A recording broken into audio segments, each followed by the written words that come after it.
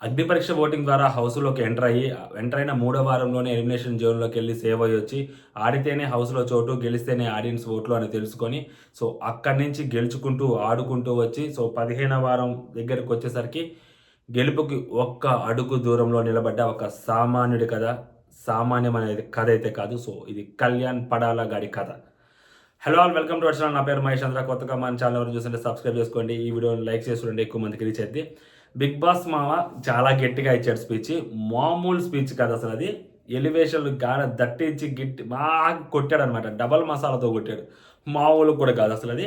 అంటే ఎలాగంటే మిగిలిన వాళ్ళ ఏవీస్‌లో బిగ్ బాస్ వాయిస్‌కి గానీ, ఈ వాయిస్‌లో గానీ, సో ఈ వాయిస్‌లో సమ్‌వేర్ ఎక్కడో లిటిల్ బిట్ రెస్పెక్ట్ కనిపిస్తా ఉంది. గట్టిగానే ఇచ్చాడు. ఆ రెస్పెక్ట్ కనిపిస్తుంది. ఆ బరువు కనిపిస్తుంది. బిగ్ బాస్ మా వాయిస్‌లో క్లియర్‌లీ తెలుస్తుంది. ఏదో ఒక విన్నర్‌కి అయితే స్పీచ్ ఇస్తారో, లైక్ ముందు మనం బయట ఆడియో ఫంక్షన్స్ జరుగుతున్నప్పుడు సో, నార్మల్ అందరి స్పీచ్‌లు మనం చూస్తూ ఉంటాం. బట్ ఒక హీరో స్పీచ్ ఏవీ వచ్చేసరికి హీరో ఏవీ ప్లే చేస్తున్నప్పుడు, ఆ వెనకొచ్చే బ్యాక్‌గ్రౌండ్ వాయిస్‌కి, తర్వాత ముందు వచ్చి వేరే వాళ్ళ వాయిస్‌లు వచ్చేదానికి చాలా తేడా ఉంటది. సో, ఆ తేడా చాలా క్లియర్‌గా కనిపిస్తుంది. మేబీ ఇదొక సైన్ ఏమో తెలీదు గానీ, బిగ్ బాస్ మామ చాలా గట్టిగానే ప్రోమో ఇచ్చాడు. గట్టిగా. మామూలు విషయం కాదసలది. అంటే ఒక సామాన్యుడు అసామాన్యుడిగా మారిన రోజు. అలాంటి సిట్యుయేషన్ అది. సో, అలాంటి సిట్యుయేషన్‌కి ఈ మాత్రం ఎలివేషన్ అవసరం అంటే డబల్ అవసరం ఖచ్చితంగా. విన్నింగ్ రేస్‌లోకి వచ్చాడు ఒక పర్సన్. ఓకేనా? 0 ఫాలోవర్స్. నథింగ్. అక్కడి నుంచి మరి 3,00,000 దగ్గర దగ్గర ఫాలోవర్స్‌ని తెచ్చుకొని, సో, ఎన్నో లక్షల మంది ఓట్లని సంపాదించుకుంటున్న టైంలో విన్నింగ్ రేస్‌లోకి అడుగు దూరంలో ఉన్నాడంతే. సో, రేపు నాగార్జున సార్ పక్కన 2 చేతులు పట్టుకొని నాగార్జున సార్ గారు నిలబడితే, సో, ఆ ఎత్తే చెయ్యి ఇతనిదే గూడా అవ్వచ్చు. ఆ స్టేజ్‌లో నిలబడ్డాడు అంటే మామూలు విషయం కాదు కదా! సో, దానికి బిగ్ బాస్ మామ గట్టిగానే ఇచ్చాడు. మీది ఒక సామాన్యుడి కథ. సామాన్యమైన కథ అయితే కాదు. బా మామూలు విషయం కాదు. ఎందుకు సామాన్యమైన కథ కాదు అంటే, మూడో వారంలోనే ఎలిమినేషన్ జోన్‌లోకెళ్ళొచ్చాడు. ఎప్పుడైతే అగ్ని పరీక్షలో అందరిని మెప్పించుకొని, అగ్ని పరీక్షలో అబ్బా! మంచి పాజిటివ్ వైబ్స్ వస్తున్నాయి. అది, ఇది అని చెప్పి అగ్ని పరీక్షలో ఓటింగ్ ద్వారా హౌస్‌లోకి ఎంటర్ అయిన వ్యక్తి, కట్ చేస్తే మూడో వారంలో ఎలిమినేషన్ జోన్‌లోకెళ్ళి సేవ్ అయ్యొచ్చాడు. అక్కడి నుంచి మళ్ళీ డేంజర్ జోన్‌లోకి ఎళ్ళకుండా, అక్కడే ఒకే ఒక్కసారి ఎలిమినేషన్ జోన్‌లోకెళ్ళొచ్చాడు. సో, దాని తర్వాత మళ్ళీ ఇప్పుడు టాప్ 5లోకి ఫస్ట్ ఫైనలిస్ట్‌గా అడుగుపెట్టాడు. మరి ఎక్కడి నుంచి ఎక్కడి దాకా ప్రయాణం సాగింది? అది. ఓనర్‌గా హౌస్‌లో మొదలైన మీ ప్రయాణం ఎన్నో కఠిన పరీక్షలను మీ ముందుకు తీసుకువచ్చింది. 6 హౌస్‌మేట్స్ లోపలికి అడుగుపెడితే ఇంక్లూడింగ్ సో, 7 మెంబర్స్. సో, దివ్య గారితో సహా 7 అడుగుపెడితే ఆఖరికి ఇద్దరు మిగిలారు. సో, ఆ ఫస్ట్ 6 హౌస్‌లోకి అడుగుపెట్టినప్పుడు వరుసగా ఒక్కొక్కళ్ళ మీద ఒకళ్ళు ఒక వారం తర్వాత ఒకళ్ళు అలా వెళ్ళిపోతున్నా కూడా, సో, తినకి సంబంధించిన ఫ్రెండ్స్ కూడా వెళ్ళిపోతున్నా కూడా, తీవ్ర వ్యతిరేకత వస్తున్న టైంలో కూడా, సో, తిన మీద ఎలిగేషన్స్ వచ్చిన రోజుల్లో కూడా, సో, నాగ్ సార్ హోస్ట్ కూడా చాలామంది అంటుంటారు సెల్యూట్ చేసి ఆ పిల్లోడిని లేపాడు. సెల్యూట్ చేసి ఆ పిల్లోడిని లేపాడు. ఆ పిల్లోడు డే 1 నుంచి హౌస్‌లోనే ఉన్నాడు. సో, డే 1 నుంచి హౌస్‌లో ఉన్న పిల్లోడిని ప్రతి వారం లేపొచ్చు కదా! ప్రతి వారం సెల్యూట్ కొట్టలే కదా నాగ్ సారు. ఆడితేనే కొడతారు. గెలుస్తుంటేనే కొడతారు. ఎప్పుడు కొట్టారు? ఆ 13వ వారంలో కెప్టెన్ అయినప్పుడు కొట్టారు. తర్వాత ఫైనలిస్ట్ అయినప్పుడు కొట్టారు. సో, మరి గెలిచినప్పుడు కొట్టాలి కదా! తప్పదు కదా! సో, నాగ్ సార్ ప్రతి వారం వచ్చి సెల్యూట్ కొట్టి పోతుంటే, అరే! ఈ పిల్లోడు ఆ బిగ్ బాస్ టీమ్ లేపుతుందిరా అని అనుకోవచ్చు. ప్రతి వారం ఎప్పుడు కొట్టలే కదా! ఆ అబ్బాయి ఎలిమినేషన్ జోన్‌లోకెళ్ళొచ్చినప్పుడు సేవ్ అయింది. అప్పుడు కొట్టాడా ఏంటి? దాని తర్వాత వారం కొట్టాడా? దాని తర్వాత వారం కొట్టాడా? నాగ్ సార్ సెల్యూట్ కొట్టింది 2 వారాలు. ఆ 2 వారాలు కూడా ఆ అబ్బాయి ఒకసారి ఫైనలిస్ట్ అయ్యాడు. ఆ అబ్బాయి ఒకసారి కెప్టెన్ అయ్యాడు. ఆ కెప్టెన్ అయిన విధానం కూడా ఎంత కష్టమో మనం చూసాం. ఆ రోటేసేటప్పుడు ఎంత కష్టపడ్డాడో చూసాం మనం. సో, ఒక పక్కన ఇంకొక కంటెస్టెంట్‌కి ఆ ఇంజ్యూరీ అయ్యి, ఆ కంటెస్టెంట్ అయినా కూడా కష్టపడినప్పుడు, సో, మరి ఇటుపక్క కంటెస్టెంట్ అంతే కష్టం తనకి కూడా ఉంది కదా! అలాంటప్పుడు కళ్యాణ్ ఎంత గట్టిగా ఆడాడనేది చూసినప్పుడు, ఆబ్వియస్‌లీ తనకు సంబంధించిన ప్రొఫెషన్ ఏదైందో, ఆ ప్రొఫెషన్‌తో సెల్యూట్ కట్టాడు.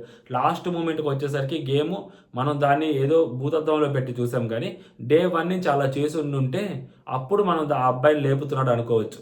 బట్ ఆ అబ్బాయి పడిన కష్టానికి వాళ్ళిచ్చిన సెల్యూట్ అది. అంతే తప్పితే, సో, ఆర్మీ పర్సన్ కాబట్టి సెల్యూట్ కొట్టారు అనంటే, ఫస్ట్ నుంచి కూడా ఆర్మీ పర్సనే గదా! డే 1 హౌస్‌లోకి అడుగుపెట్టినప్పటి నుంచి. మరి అప్పుడు కొట్టాలి గదా! అప్పుడు కొట్టలేదు గదా! మీతో ఈ ప్రయాణం మొదలుపెట్టిన వాళ్ళు ఒక్కొక్కరిగా ఇంటి నుంచి బయటకు వెళ్ళిన క్షణాలు మిమ్మల్ని కుంగదీశాయి. అయినా మీరు తేరుకున్నారు. సో, తనకు సంబంధించిన ఫ్రెండ్స్, తన క్లోజ్ ఫ్రెండ్స్ ఎవరైతే ఉన్నారో ప్రియా అవ్వచ్చు. సో, మూడో వారంలో ప్రియా వెళ్ళిపోవటము, తనతో పాటు తిని ఎలిమినేషన్ జోన్‌లోకి వెళ్లి సేవ్ అయ్యి రావటము, ఐదో వారంలో శ్రీజ వెళ్ళిపోవటము, తన క్లోజ్ ఫ్రెండ్ అయిన శ్రీజ వెళ్ళిపోవటము. సో, ఆ ఇద్దరు వెళ్ళిపోయినప్పుడు ఖచ్చితంగా ఆ అబ్బాయి బాధపడ్డాడు. ఆ అబ్బాయి చాలా ఫీల్ అయ్యాడు. చాలా గట్టిగా ఏడ్చాడు కూడా. సో, అక్కడి నుంచి హౌస్‌లో తను ఒక్కడిగానే మిగిలిపోయాడు. ఒంటరిగా మిగిలిపోయాడు అనుకుంటున్న టైంలో సో, తనకి తోడుగా తనూజ గారు తనతో ఉండటము, సో, తనూజ గారి కంపానియన్ తనకి ఉండటం వల్ల మేబీ తను అక్కడి నుంచి గేమ్ ఆడుకుంటూ ముందుకొచ్చాడు. ఆ టైంలో తనకి ఎవ్వరూ లేరు. ఉన్న ఇద్దరు ఫ్రెండ్స్ బయటికెళ్ళిపోయినప్పుడు ఆ అబ్బాయి ఒంటరిగా ఫీల్ అవుతున్న టైంలో ఆ అబ్బాయికి ఎవరూ లేరు అనుకున్న టైంలో తనూజ గారు తన కోసం నిలబడ్డారు. కళ్యాణ్ కోసం. బుద్ధి బలాన్ని, భుజబలాన్ని మించిన బలం గుండె బలం. అదే గుండె నిబ్బరంతో నిలబడ్డారు. బుద్ధి బలానికి, భుజబలానికి మించిన బలం గుండె బలం. లైక్ ఆ అంటే ఏదైతే కండబలం ఉందో, ఏదైతే బుద్ధి బలం ఉందో దాన్ని దాటిన గుండె బలం మీ దగ్గర ఉంది. అంటే ఎటువంటి సిట్యుయేషన్స్‌నైనా కూడా, ఎవరు ఎన్ని మాటలు మాట్లాడినా కూడా, హౌస్‌లోకి వచ్చిన ఎక్స్ కంటెస్టెంట్స్ గానీ, లేదా హౌస్‌లోకి వచ్చిన వైల్డ్ కార్డ్స్ గానీ, ఆ అబ్బాయి గురించి గానీ, ఆ అబ్బాయి క్యారెక్టర్ గురించి గానీ, తప్పుగా మాట్లాడినా, వేరే అమ్మాయిలతోటి ఆ అబ్బాయికి వేలెత్తి చూపించినా కూడా, ఆఖరికి ఆ అబ్బాయి ప్రొఫెషన్‌ని తీసుకొచ్చి, ఆ అబ్బాయిని దిగజార్చి మాట్లాడినా కూడా, ఆ అబ్బాయి వాటిలన్నిటిని తీసుకొని చిరునవ్వుతోనే మిగిలిన వాళ్ళందరితోటి కూడా మాట్లాడిన ఆ అబ్బాయి ఆ క్యారెక్టర్ ఏదైతే ఉందో అది. అండ్ నెక్స్ట్ రెబెల్ టాస్క్‌లో తన సొంత టీమే ఆ అబ్బాయిని ఎలిమినేట్ చేసేసినా కూడా, ఆ విషయం ఆ అబ్బాయికి తెలిసిన తర్వాత కూడా, తన టీంలో పర్సన్ మాత్రమే ఎలా అయినా విన్నర్ అవ్వాలి, తన టీంలో వాళ్ళే గెలవాలి అని చెప్పి ఆ విషయం తనకు తెలిసినా కూడా, ఆ తీసేసిన ఆ అమ్మాయి అని తెలిసినా కూడా, ఆ అమ్మాయితోటి మంచిగా మాట్లాడుతూ చిరునవ్వు అనేది మొహం మీద చెదరకుండా వాళ్ళ మధ్యే తిరుగుతూ ఉన్నారు. వాళ్ళలో ఒకళ్ళని కెప్టెన్ చేయాలని ట్రై చేశారు. అది ఆ అబ్బాయి వ్యక్తిత్వం. నెక్స్ట్ వచ్చేసరికి మానిస్టర్ టాస్క్‌లో ఎవరైతే ఆ అబ్బాయిని ముందు పంపించేసారో ఆ అబ్బాయిని లోపలికి వెళ్ళిపోమని చెప్పారో మిగిలిన వాళ్ళు కెప్టెన్ అవ్వడం కోసం, అయినా ఆ అబ్బాయి లోపలికి వెళ్ళిపోయి నన్ను టార్గెట్ చేసి నన్ను లోపలికి పంపించేశారు అన్న కోపంతోటి అలా చేయకుండా ఎంత కష్టమైనా పడి ఏదైనా చేసి మన టీం వాళ్ళే కెప్టెన్ అవ్వాలి అని చెప్పి ఆ టీం కోసం చాలా లాయల్‌గా గేమ్ ఆడాడు. గుండె బలం. అంటే ఎటువంటి సిట్యుయేషన్ అయినా తట్టుకొని నిలబడగలిగే గుండె బలం తనకుంది అని బిగ్ బాస్ చెప్తున్నాడు. అదే గుండె నిబ్బరంతో నిలబడ్డారు. గెలవాలనే కసిని ఒక్కో వారం నింపుకుంటూ ముందుకు వచ్చారు. ఎలిమినేషన్ జోన్‌లోకి వెళ్ళి వచ్చిన తర్వాత 4వ వారం నుంచి గేమ్ ఆడటం మొదలుపెట్టారు. 4వ వారం, 5వ వారం, 6వ వారం అలా ఆడుకుంటూ వచ్చారు. ఆడితేనే ఆడియన్స్ ఓట్లు, ఆడితేనే హౌస్‌లో చోటు, గెలిస్తేనే ఆడియన్స్ ఓట్లు అని అర్థం చేసుకుంటూ ఒక్కొక్కటిగా గెలుచుకుంటూ, ఒక్కొక్క టాస్క్ గెలుచుకుంటూ వచ్చి 2 సార్లు కెప్టెన్ అయ్యాడు.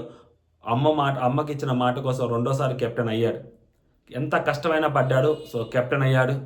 నామినేషన్స్‌లో ఉండాలి అని అనుకోని ముందు వారమే అనుకున్న వ్యక్తి, లేదు ఈసారి ఎట్లైనా కానీ నామినేషన్స్‌లో ఉన్నా లేకపోయినా పర్లేదు, అమ్మకిచ్చిన మాటని ఎలా అయినా నెరవేర్చుకోవాలి, కెప్టెన్ అయి తీరాల్సిందే ఖచ్చితంగా అని చెప్పి ఎంత కష్టమైనా పడ్డాడు. ఆ కెప్టెన్ అయ్యాడు.